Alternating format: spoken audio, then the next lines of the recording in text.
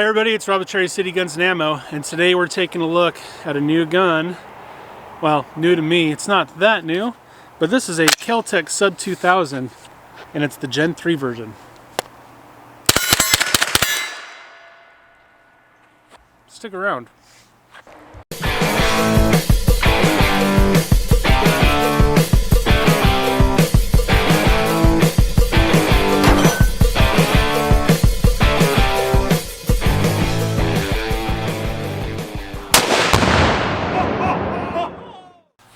Alright, yes, this is the Keltec Sub2000 Gen 3, and I didn't even check to see if my red dot was on before I filmed that intro, and it wasn't. Not too bad at like 25 yards just pointing and shooting without my red dot on.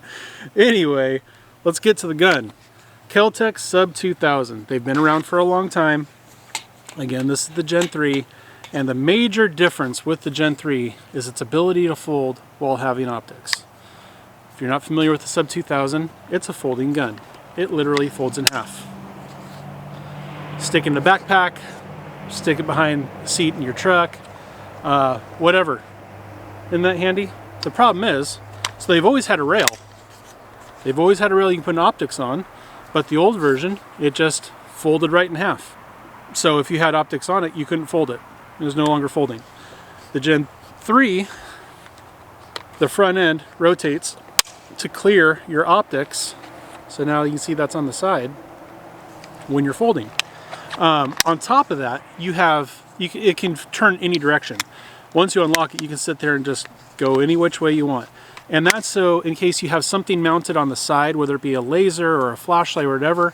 If you have a preference for which side it goes on, it doesn't matter. You can turn it whichever way you need to clear your flashlight, your optics, because you can see it does have M-lock slots along the side. That's one of the other new things about the Gen 3. Also, we now have threaded barrels, so we can run the suppressed, and we will. The other major difference is we lost the iron sights. Some might think it was no major loss because the original iron sights were chintzy to say the least, but they were functional. And yeah, you can throw optics on here, but now it went from you could throw optics but can't fold it to now you can fold it with optics on it, but you have to have optics on it because it doesn't come with irons. Now I do recognize I could move this red dot further forward and I could put a set of pop-up irons, like AR style irons here and here, and who knows, I might do that eventually. I just wish they would have kept the irons from the original. Even though the back one literally was a plastic fin with a hole drilled through it to act as a peep sight, is still functional, and I could still hit the target at 100 yards without any issue. But let's get back down into this a little bit. You do have a slight amount of length of pull by pushing this pin. You can see we've got 3 different slots, so you can adjust your length of pull slightly, about an inch or so total. These are a PCC, a pistol caliber carbine.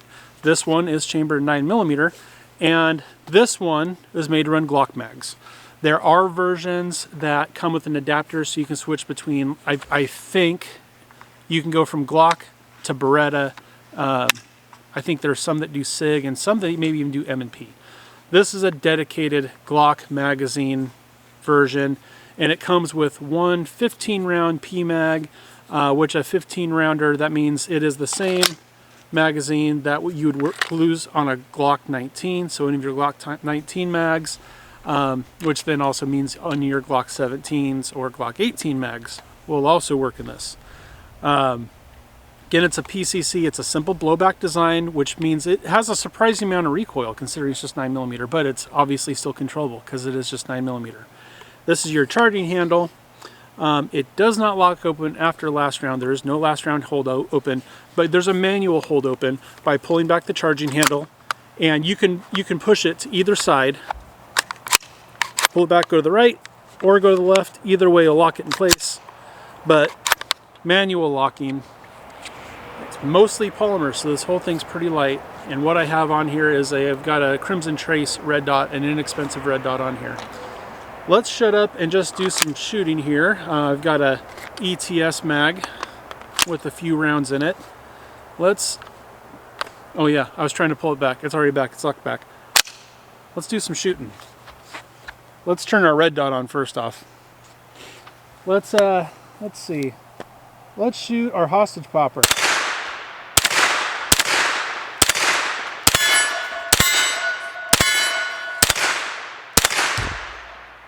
That's pretty darn easy. Let's go down the plate rack here.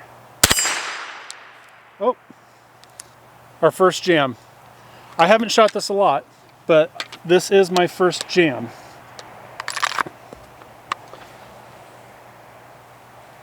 I don't know what caused it, but it did jam.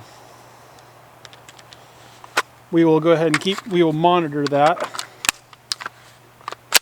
This is also still a brand new gun, and there is something to be said for a break-in period. Let's go down the rack.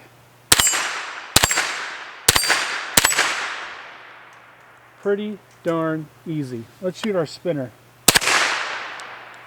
Oh, another jam. A live and an empty. That's interesting. And in case you're wondering what we are shooting, is just some Blazer Brass 115 grain. Pretty standard Plinken ammo. Let's come over this way a little bit. Let's hit our little spinner target. Let's wait for it to stop and I'll hit the top part. Alright, let's take out that bowling pin. Got a few rounds left. Let's see how it does at a little bit of distance.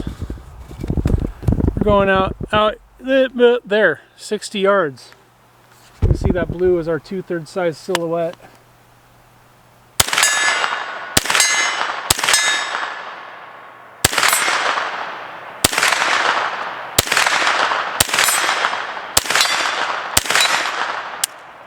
And we are empty. Alrighty, so we had a couple of jams. We'll continue to monitor that. We're gonna shoot the little bit longer distance, and then we'll go ahead and shoot this suppressed and see how it does. We'll be right back. Alright, I'm gonna address the fact that we had a few jams. That was the first time using those ETS mags. I'm not blaming them. I just don't know it was them. The P mag that came with this, I have not had any jams in yet. And then once I shoot this, I've got an actual Glock factory mag we're going to throw in, and we're going to see if we get some jams there. But I'm going to shoot this little short P mag, and then before I put in that Glock mag, we're going to change this up just a little bit. Excuse my ear itch. So, I said we were going to go out to some distance. Let's shoot this thing at 100 yards. We're going to jump all the way out there. There's a 100-yard backstop, and at that right side, we got my 2/3 size silhouette.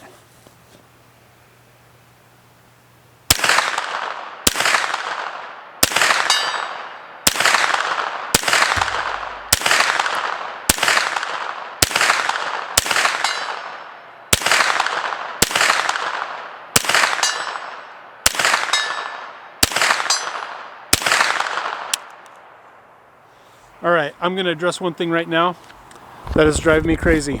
Here's a knock. Here's a knock because it keeps happening and I hate it.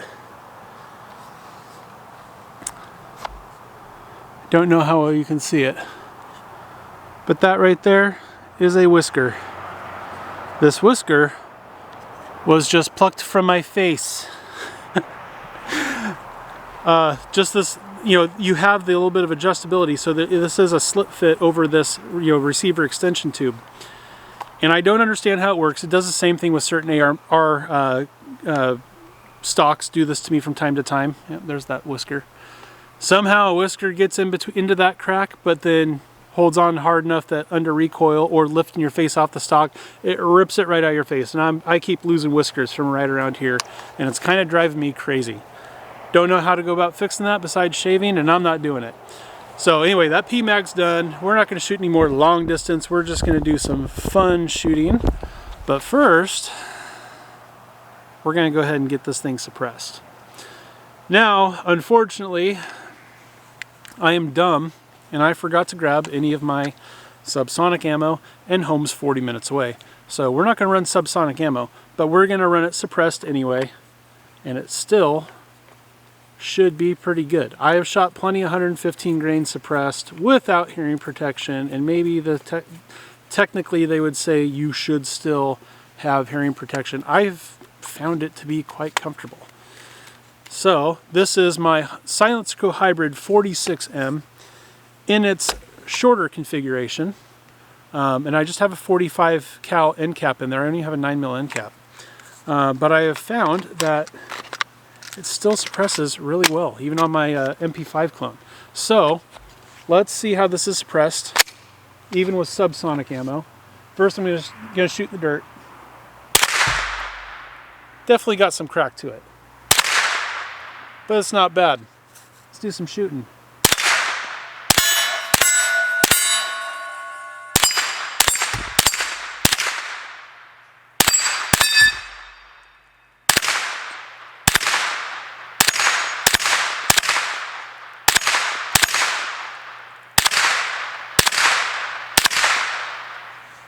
Let's run out to 60 yards again.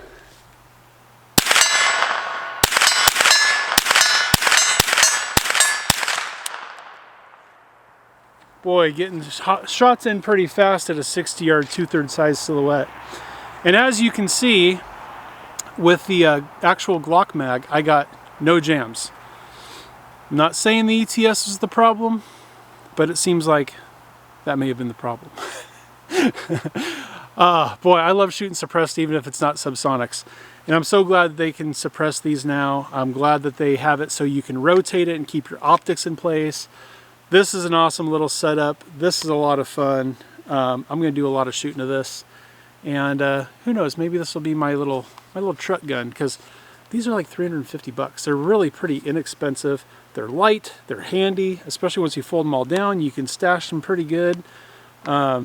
Pretty darn cool. I'm sold on them. You know, Keltec gets a lot of flack from a lot of people, and I truly feel it's undeserved, because let's just put it this way, sometimes when you swing for the fences, you strike out, and I feel like that is what Keltec does. They swing for the fences, and I have a lot of respect for that. They try to innovate. Some of the stuff they come out with, yeah, it kind of falls flat, or it's kind of like, I don't know what they were thinking on that one. But they have produced some really cool stuff that have become really, really common because people love them. And it's innovative stuff. I mean, you've got the Smith & Wesson folding carbine now, but the Sub2000, that's the OG folding PCC carbine. They've been making the Gen 1, I don't know, like 15 years now, maybe longer. And Smith & Wesson, this is the funny thing, Smith & Wesson is loved by all, and Keltec gets trashed. Yet I see Smith & Wesson constantly stealing Keltec's ideas way after the fact. I mean, they're coming out with their copy way later, and it's like, dude, Keltec already beat you to it.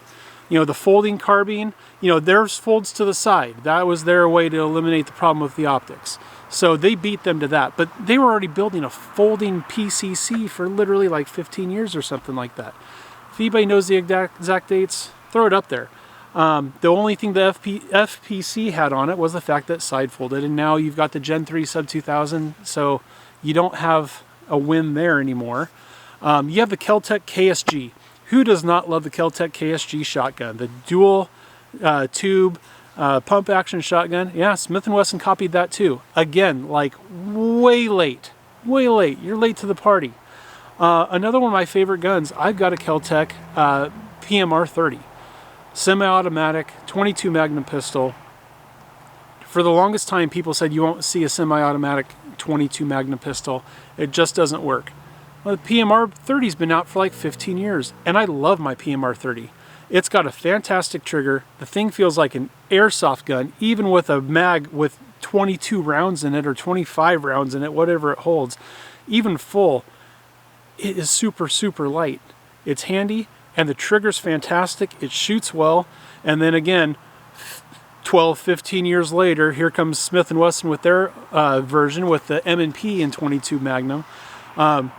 We bash Keltec, we worship Smith & Wesson, yet Keltec's out there innovating, and Smith & Wesson is copying them like a decade or more later.